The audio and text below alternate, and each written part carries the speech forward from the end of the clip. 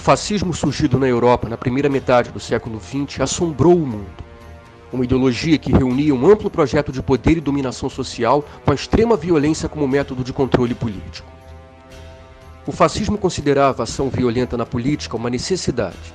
Esta ênfase no uso da violência política teve como consequência a criação de milícias privadas na maior parte dos movimentos fascistas.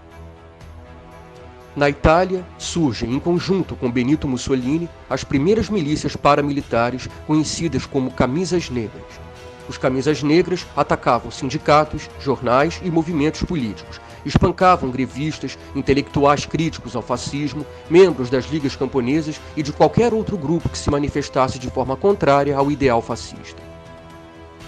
A aliança de Mussolini com Hitler e o Terceiro Reich alemão levou à morte, durante a Segunda Guerra Mundial, de mais de 400 mil italianos.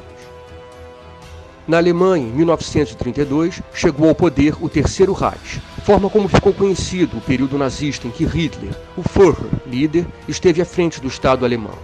Em 1935, foram instituídas as leis de Nuremberg, que determinavam a segregação racial entre judeus e arianos, a raça pura, que, para os nazistas, não poderia ser misturada com outras e deveria ser sanada de imperfeições.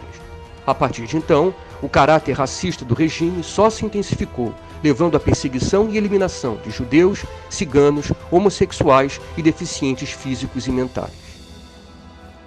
A política nazista, Gestapo, era grande responsável pela perseguição desses grupos.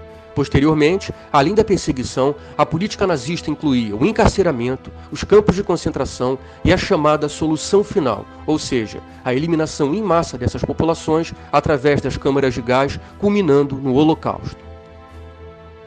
A Gestapo era subordinada à SS. A SS surgiu como uma guarda de proteção de Hitler e se desenvolveu a ponto de ter mais de 1 milhão de membros e de assumir o controle dos campos de concentração e dos campos de extermínio. O nazismo alemão é responsável pela morte de 20 milhões de pessoas. Acontece que essa união de grupos paramilitares com ideologias totalitárias não estão presos ao passado da história mundial. Ainda hoje, exemplos não nos faltam do perigo que é a existência desses grupos. Na América Latina, temos o exemplo que vem da Colômbia e também o exemplo do Brasil, do nosso país. Os grupos paramilitares de direita na Colômbia são os responsáveis pela maior parte das violações de direitos humanos ocorridos nos conflitos sociais do país. De acordo com vários grupos de direitos humanos internacionais e organizações não governamentais, os grupos paramilitares de direita têm sido responsáveis por pelo menos 70 a 80% dos assassinatos políticos na Colômbia. No Brasil, há uma grave crise social de segurança pública e, como reflexo desse processo, há a proliferação das milícias nos grandes centros urbanos.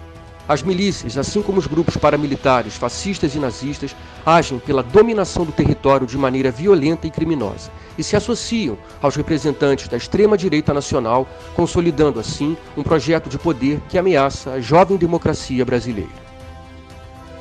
Basta analisarmos a família Bolsonaro, que tem um histórico de defesa de milícias e de personagens ligados a ela ao longo das suas carreiras políticas. Exemplo ao de Flávio Bolsonaro, que empregou em seu gabinete a mãe e esposa de um fugitivo acusado de liderar uma milícia. As investigações sobre o assassinato de Marielle Franco seguem ocorrendo. O que já se sabe é que o crime foi político e orquestrado pela milícia carioca. Marielle era uma das parlamentares que mais denunciava os crimes da milícia e a sua relação com a família Bolsonaro. De acordo com a agência pública, há uma investigação que liga a votação recorde de Flávio Bolsonaro a uma área dominada pelo chamado escritório do crime, que por sua vez é apontado como os responsáveis pela morte de Marielle. Flávio Bolsonaro já condecorou membros desse grupo criminoso.